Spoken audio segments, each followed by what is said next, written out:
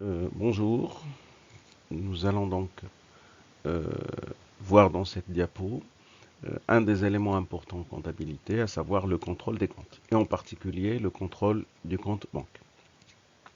Alors, on appelle ça réaliser un état de rapprochement. Un état, c'est un document de rapprochement qui permet de rapprocher, de comparer deux documents, en l'occurrence le relevé qu'on reçoit de la banque.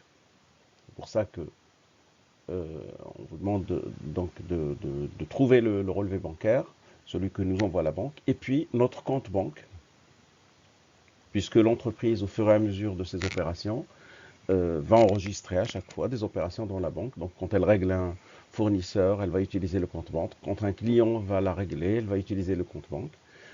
Alors pourquoi on va rapprocher ces deux documents? Parce qu'ils concernent la même réalité. C'est-à-dire que normalement, quand je mets un chèque à la banque, chez moi, je vais le mettre sur le compte 512 et la banque, puisqu'elle tient sa propre comptabilité, va mettre cette somme sur mon compte chez elle. Pourquoi est-ce qu'on va rapprocher? C'est parce que tout simplement, il peut y avoir une erreur de notre part en général, mais ça peut être aussi du côté de la banque. Par exemple, une inversion d'un chiffre au moment de la comptabilisation. Ça peut être aussi parce que notre comptabilité ne tient pas compte de tous les éléments. C'est-à-dire que la banque peut savoir des choses que nous ne savons pas. Et souvent, il y a aussi l'inverse. Par exemple, quand j'émets un chèque, je donne donc un chèque à mon fournisseur. Tant que ce chèque n'est pas présenté à la banque ne le sait pas. Donc si elle m'envoie un relevé, pour elle, cette somme n'a pas été retirée de notre compte, alors que moi, je l'ai déjà comptabilisé. De même, lorsqu'un client me fait un virement directement sur mon compte bancaire, la banque le sait avant moi. Donc c'est le relevé qui va m'apprendre cette information. Alors quels sont les problèmes qui se posent lorsqu'on traite cet état de rapprochement? Le premier, c'est que souvent les soldes au début du mois ne sont pas les mêmes chez moi et chez la banque. C'est normal. Si on a des différences, lorsque la banque m'avait envoyé le relevé à la fin du mois précédent, s'il y avait une différence du solde, celui qu'elle me donne, avec celui que j'avais dans ma comptabilité, le mois suivant ou la quinzaine suivante ou la semaine suivante, quand elle va m'envoyer un nouveau relevé, pour elle, le solde au début du mois, c'est le solde qu'elle m'avait envoyé. Elle n'a jamais changé quoi que ce soit dans sa comptabilité. Donc, il faudra d'abord retrouver les mêmes soldes au départ et après vérifier que les autres opérations sont communes. Deuxième difficulté qu'on peut avoir, c'est que parfois certaines opérations sont regroupées. Par exemple, j'ai 5 chèques que je remets à la banque, je peux les regrouper en mettant dans le compte 512 la somme totale, en disant que ce chèque il vient de tel client, ce chèque il vient de tel client, ce chèque il vient de tel client, et donc j'ai mis en banque 5225. La banque, par contre, elle va encaisser les chèques un à un, et donc ça va apparaître en détail. Ça peut être donc une des différences. Le troisième élément, c'est que parfois les prélèvements qui sont faits auprès de la banque sont TTC pour un service. Donc il va falloir que, par exemple, ma facture de téléphone, elle est prélevée directement sur mon compte bancaire. Si je ne reçois pas de facture, si je ne vais pas recevoir la facture, ou les frais de banque, même chose, la somme qui a été prélevée, c'est une somme toute taxe comprise. Il va falloir donc que je trouve le hors-taxe pour comptabiliser le hors-taxe comme étant une charge et la TVA comme étant une TVA déductible. Donc ça fait partie des difficultés qu'on peut avoir lorsqu'on fait un état de rapprochement, notamment pour mettre à jour notre comptabilité. Alors comment on va faire? D'abord, comme on l'avait dit tout à l'heure, il faut comparer les deux relevés et vérifier si on a le même solde au départ. Si on n'a pas le même solde, il va falloir retrouver un solde unique, donc pour ne pas comptabiliser la même chose deux fois. Deuxième étape, pointer les opérations identiques. Alors il s'agit de vérifier que c'est la même opération et pour le même montant. Ça veut dire qu'on peut avoir le même montant, mais pour des opérations différentes. Donc il ne s'agit pas juste de regarder les chiffres, voir si ça correspond à la même chose. Une fois qu'on a pointé les opérations identiques, il faut mettre sur l'état de rapprochement, sur un document, un tableau, les opérations qui ne sont pas pointées. Alors, il s'agit des opérations uniquement qui permettent de corriger la comptabilité. Par exemple, s'il y avait une erreur sur un chiffre, évidemment, dans l'état de rapprochement, on va mettre juste la somme qui permet de corriger. Et enfin, puisque c'est l'objectif, une fois qu'on a tout vérifié, qu'on s'est aperçu que en rajoutant chez la banque sur notre état de rapprochement, sur notre tableau, ce que la banque ne savait pas, et en rajoutant chez nous ce que la banque nous apprend et que nous ne savions pas, qu'on retrouve les mêmes soldes, là on peut se permettre de mettre à jour notre comptabilité en comptabilisant les opérations dans le compte 512. Alors on va partir d'un exemple, c'est un sujet d'examen. Là, on a à gauche le compte 512, donc c'est notre compte banque normal pour le mois de décembre. Et à droite, c'est le relevé que nous envoie la banque.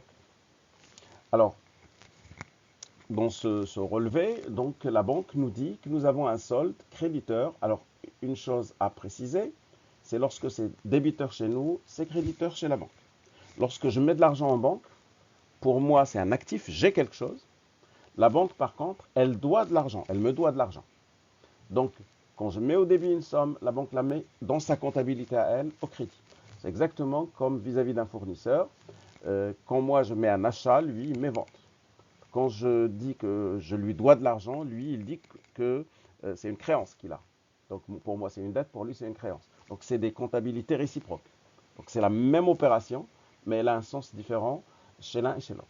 Donc, le solde à la fin du mois, ce que je constate, c'est que la banque me dit que j'ai 9 801,35. Alors que moi, mon compte banque, ce que je constate, c'est que j'ai 5 543,10. Donc, il y a une différence. Il faudrait que je trouve l'origine de cette différence.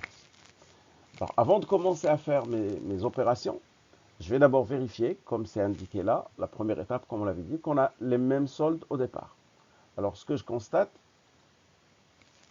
c'est que pour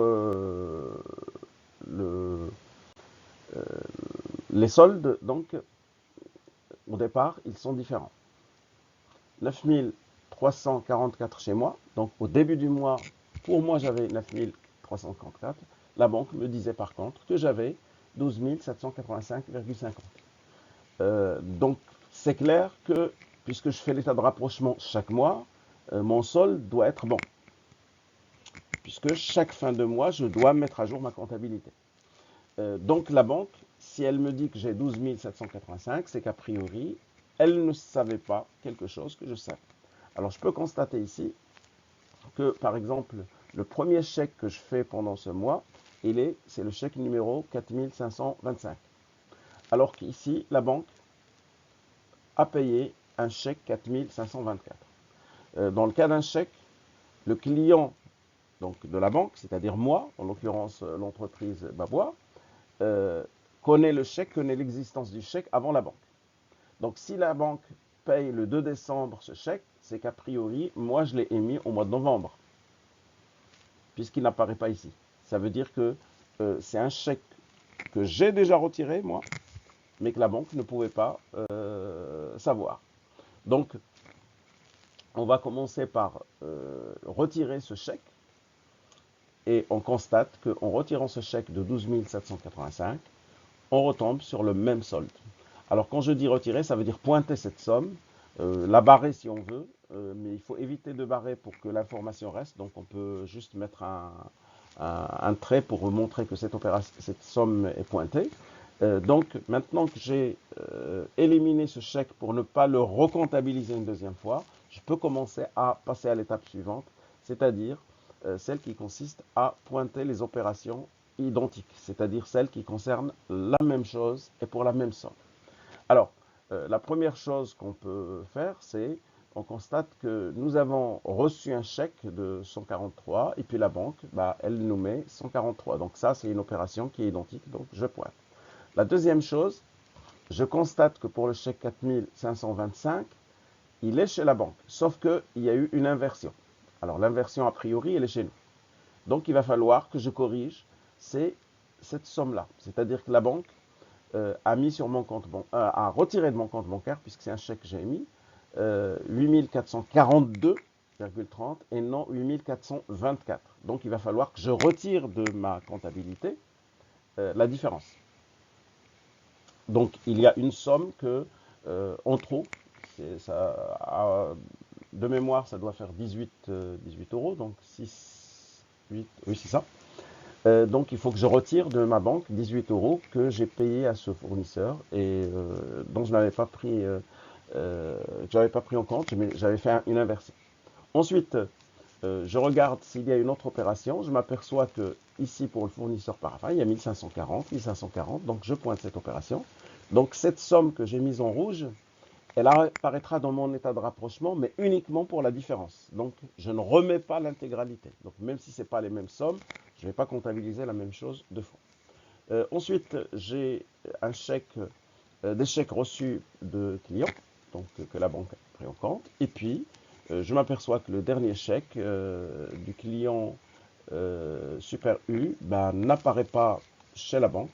Donc je viens de le remettre manifestement, elle ne l'a pas encore encaissé. Je m'aperçois que la banque, il y a un prélèvement, mais moi je ne le sais pas. Je m'aperçois qu'il y a un encaissement de dividendes, donc c'est des produits financiers, c'est normal que c'est la banque qui me les verse, donc elle le sait avant moi. Donc je peux maintenant commencer à faire mon état de rapprochement. Je rappelle encore, un état c'est un document de rapprochement qui permet de rapprocher deux choses. Rapprocher quoi? Le compte banque et le compte chez la banque. Évidemment, je ne suis pas le comptable de la banque. C'est un document papier que je crée moi-même. L'objectif, c'est juste de vérifier à la fin qu'on retombe sur le même solde. Donc, la première étape dans l'état de rapprochement, une fois qu'on a pointé les opérations, c'est de remettre le solde qu'on pense avoir. La banque me dit que j'ai 9801, c'est un solde créditeur, virgule quelque chose, et moi, je pense avoir 5543, c'est un solde débiteur. Maintenant, je vais rajouter chez moi ce que la banque sait et que je ne sais pas, et je vais rajouter chez la banque ce que moi je sais que la banque ne sait pas. Alors, la première chose, c'est que la banque me dit qu'il y a un virement qui a été fait par un client, donc il va falloir que je rajoute chez moi 4500 de ce client. Donc, il a payé sa dette. Ensuite, il y a une erreur sur le chèque. Je devrais retirer de mon compte banque 18 euros parce que c'est 8442 et non pas 8424. Ensuite, je vais tenir compte donc des encaissements que nous avons ici, que la banque a déjà comptabilisé sur notre compte et que nous, on ne pouvait pas savoir. Une fois que j'ai terminé donc toutes ces opérations-là, je pourrais faire la même chose du côté de la banque. Alors ici, j'ai un prélèvement de France Télécom qui a été fait, donc c'est 243,75. Donc logiquement, moi j'ai tenu compte ici de tout ce que la banque savait que je ne savais pas. Alors maintenant, je vais faire la même chose côté banque. Elle me dit que j'ai un solde de 9801, mais elle ne savait pas qu'il y a un chèque qui traîne de 300 euros, donc elle m'aurait rajouté ces 300 euros. De même, donc c'est la seule opération en fait que j'ai chez moi qu'elle ne connaît pas. Donc maintenant, en faisant la différence entre le débit et le crédit chez moi, je m'aperçois que j'ai un solde de 10 101,35. Et donc la banque, si elle tenait compte du chèque qu'elle ne connaissait pas, elle m'aurait dit que j'ai un solde de 10 101,35. Donc j'ai terminé ma partie rapprochement des comptes. Maintenant, il faut que j'aille mettre à jour ma comptabilité en rajoutant ça chez moi, en le comptabilisant. Ce n'est pas juste en le rajoutant comme ça, il faut voir à quoi ça correspond, puisque à chaque opération correspond une situation. Par exemple, ici, c'est un client, donc il faut que j'annule la créance du client. Ici, c'est une erreur, donc il faut que je retire de ce que je dois au fournisseur 18 euros supplémentaires. Ici, c'est un produit financier, il va falloir que je l'enregistre. Ici, on va considérer éventuellement qu'on a réglé un fournisseur ou si on pense qu'il n'y a pas de facture, qu'on a acheté un service, mais il faut que je comptabilise ça.